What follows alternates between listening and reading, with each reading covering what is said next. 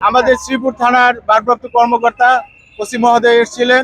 তিনি এসে আমাদেরকে আশ্বস্ত করেছেন আগামী 7 দিনের মধ্যে উনি আমাদের যে সমস্যা আছে সেই সমস্যার সমাধান করে দিবেন। পাশাপাশি থানা নির্বাহী কর্মকর্তা আমাদেরকে আশ্বস্ত করেছেন আগামী 7 দিনের মধ্যে আমাদের এই সমস্যার সমাধান করে দিবেন।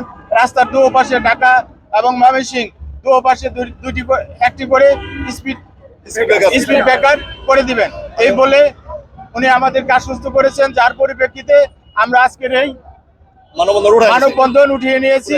যদি আগামী দিনে এটা যদি আমাদেরকে না করে দেন তাহলে আজকের থেকে আগামী দিনে আমরা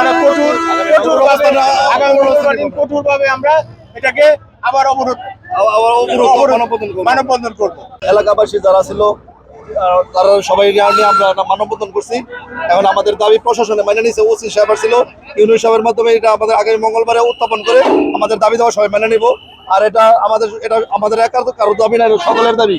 কারণ দুটো স্পিড ব্রেকার হলে আমাদের অ্যাক্সিডেন্ট অনেক অ্যাক্সিডেন্ট হয়, এটা কমে যাবো। আর এর মধ্যে এটা আমাদের সকলের দাবি ছিল, এই দাবি আমাদের আশা করি পূরণ হবে। আপনাদের সবাইকে ধন্যবাদ, যারা মিডিয়া আছে তাদেরকে সবাই ধন্যবাদ। আসসালামু আলাইকুম।